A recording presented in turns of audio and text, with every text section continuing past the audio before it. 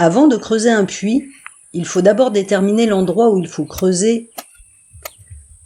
En fait, il faut creuser 2 trous. L'un pour le puits, d'un diamètre d'1,20 m, et l'autre, à proximité immédiate, d'un diamètre de 1 m, pour réaliser les 2 buses qui seront placées dans le fond du puits.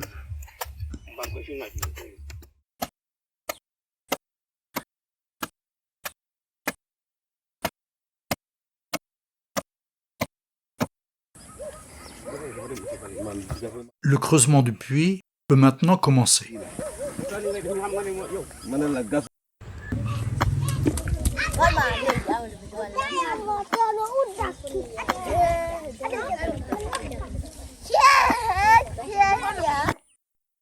C'est un travail harassant, réalisé à la pioche, sans moyens mécaniques, sous un soleil de plomb.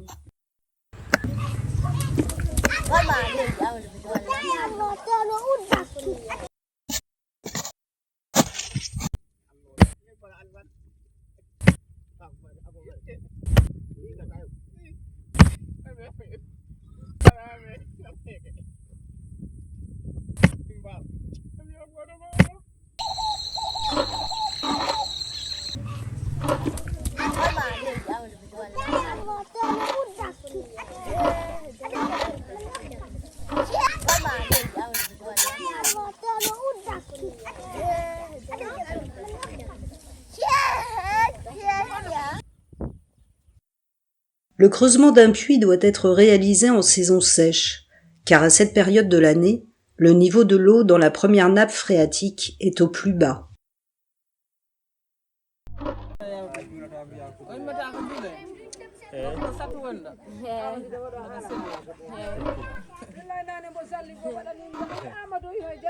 Il faut d'abord creuser sur une profondeur de 2 mètres, en respectant bien le diamètre de 1,20 m.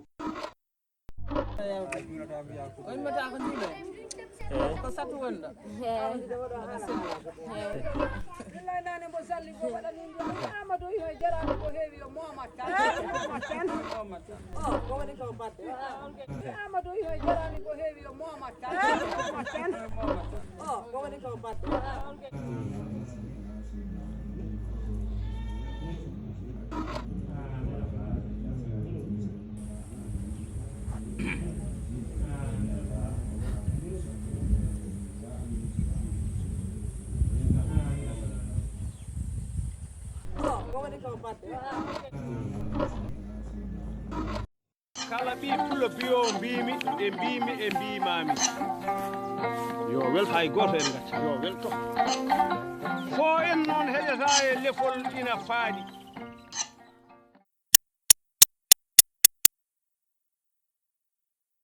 Quand cette première partie est réalisée, le maçon positionne verticalement une quinzaine de fers à béton tous les 30 cm.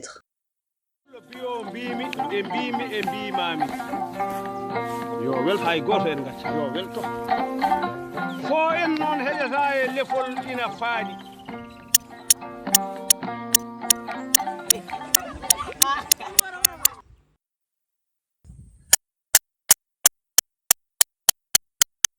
kala ɓi pulo biyo mbimi e mbimi e mbimami. Une seconde série de fers à béton est positionnée horizontalement, tous les 40 cm.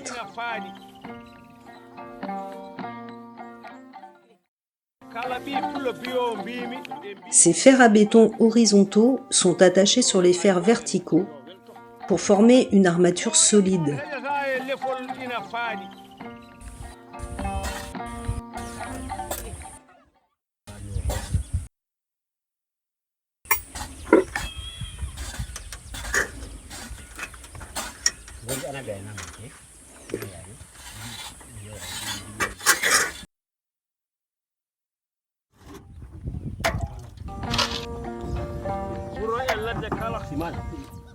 Les parois en terre du puits vont servir de coffrage.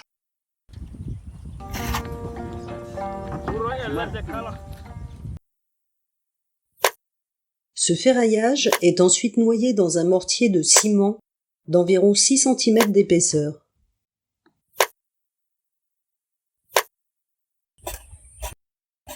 Le cuvelage doit être suffisamment épais pour pouvoir assurer une bonne résistance et permettre la sécurité des creusements à venir.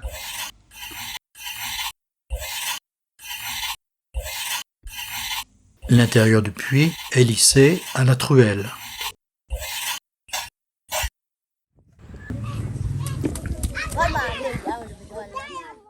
Une fois le mortier entièrement sec, l'équipe poursuit la fouille sur une profondeur de 2 mètres supplémentaires.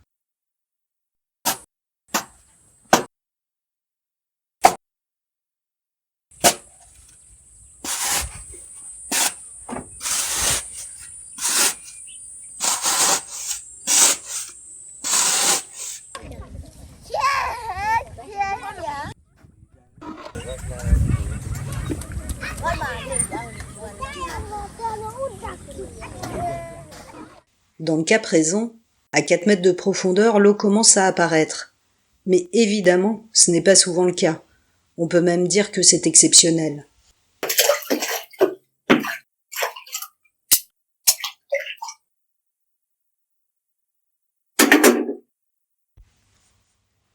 Ce second tronçon de cuvelage est réalisé en utilisant la même méthode que pour le premier tronçon. Le ferraillage est réalisé sur une nouvelle hauteur de 2 mètres.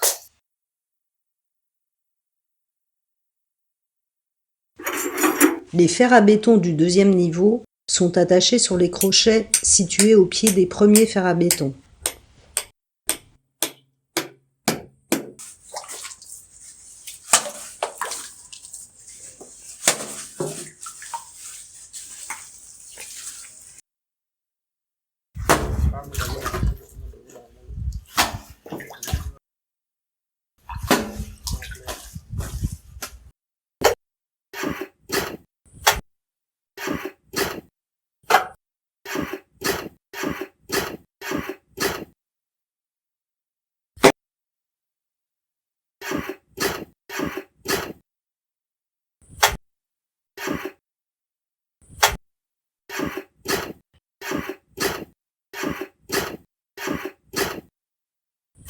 Souvent, un troisième tronçon est nécessaire. Cela n'a pas été le cas ici, car par chance, l'eau est apparue après seulement 4 mètres de profondeur de fouille.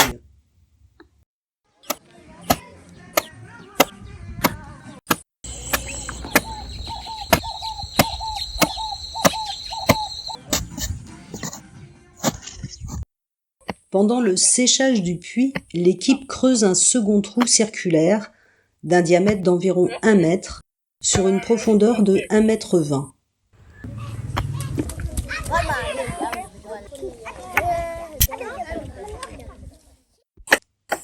Ce trou va servir de coffrage pour réaliser les 2 buses du puits.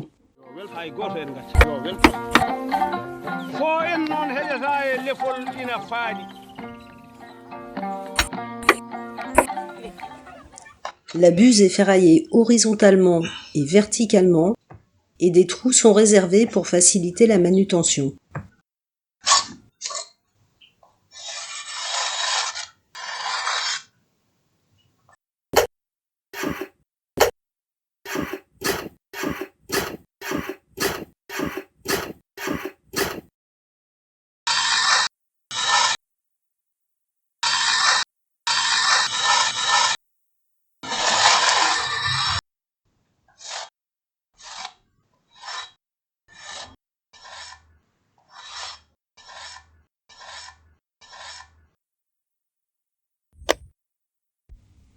Après séchage, la buse est ensuite démoulée.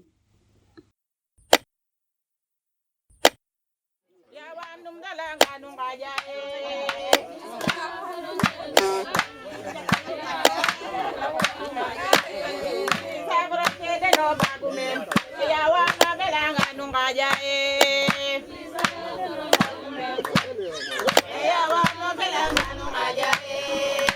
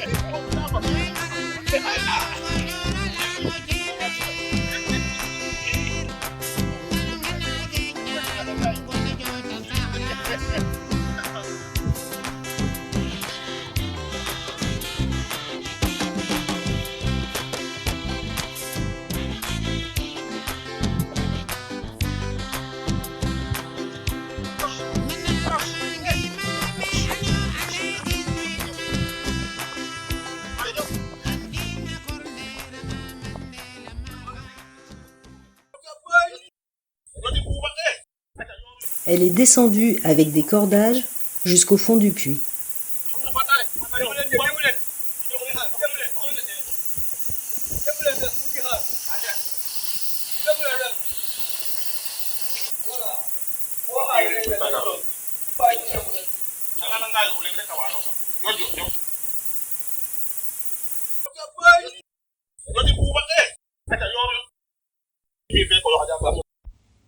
La deuxième buse est amenée suivant la même méthode.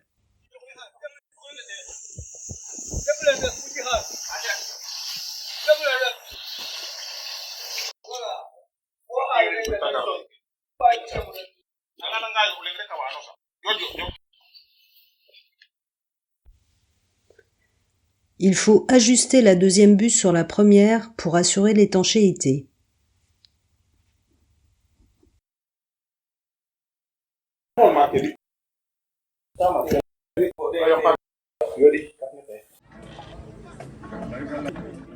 L'équipe prépare la margelle du puits.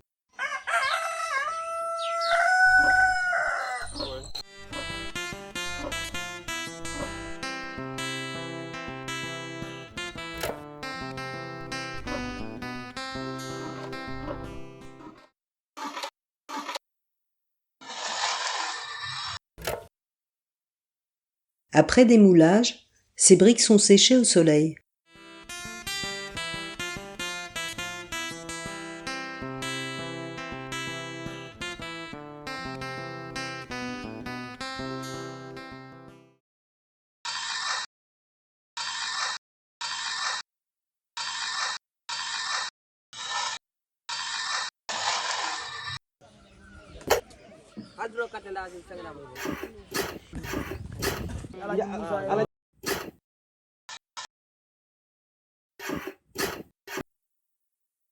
En Afrique subsaharienne, plus de 550 millions d'habitants n'ont pas accès à l'eau potable, soit 1 habitant sur 2.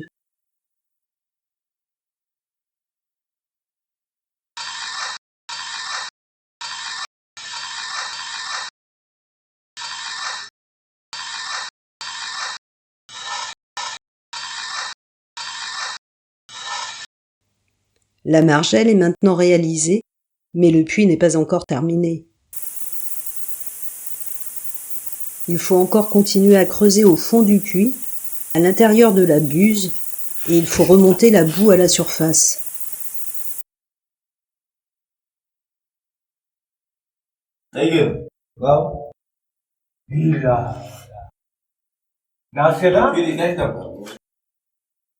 En sortant un maximum de terre, de boue et d'eau, cette buse va progressivement s'enfoncer sur une profondeur de 1 mètre supplémentaire.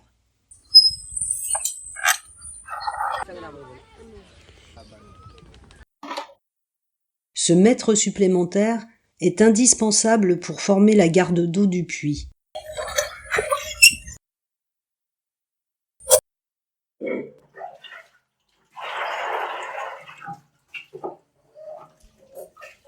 Le creusement de la garde d'eau de 1 mètre supplémentaire est un travail très fatigant, évidemment.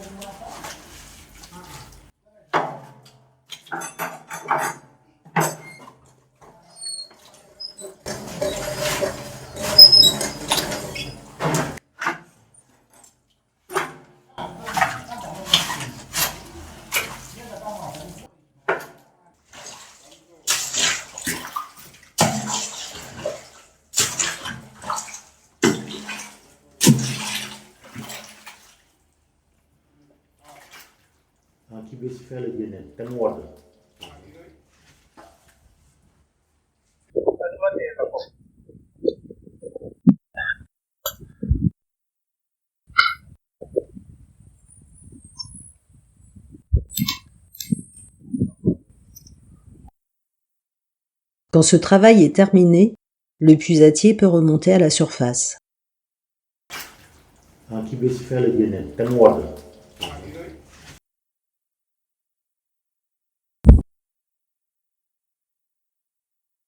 Il ne reste plus qu'à attendre que l'eau boueuse se décante pour laisser place enfin à une eau claire et limpide. La réalisation de ce puits a demandé 2 semaines de travail. Aujourd'hui, ce qui fait le plus plaisir aux populations des villages africains, c'est d'avoir de l'eau potable à proximité de leur habitation.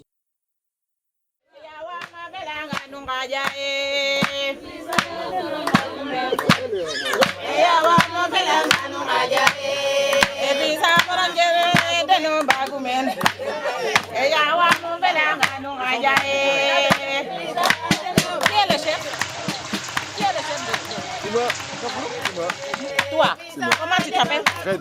Fred. Fred.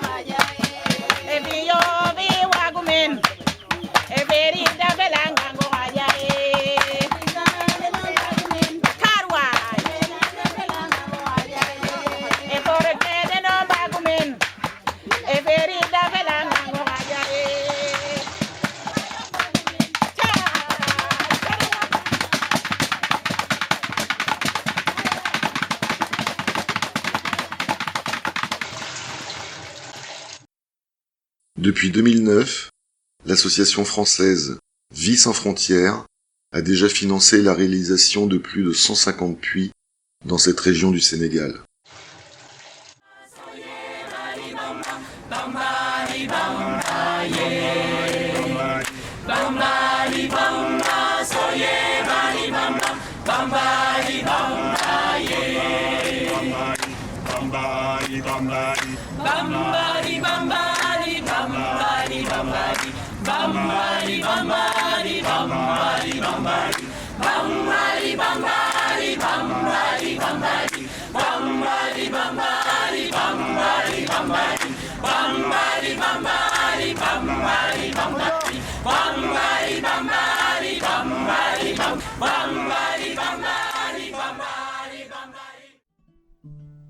Le puits a été financé par l'association Vie sans frontières et a donné de l'eau à plus de 300 personnes du village.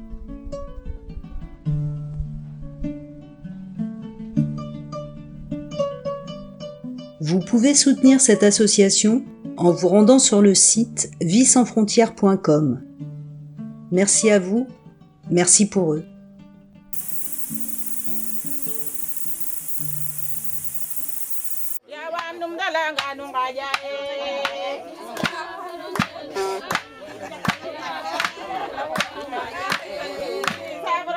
No bagumen, ngaja e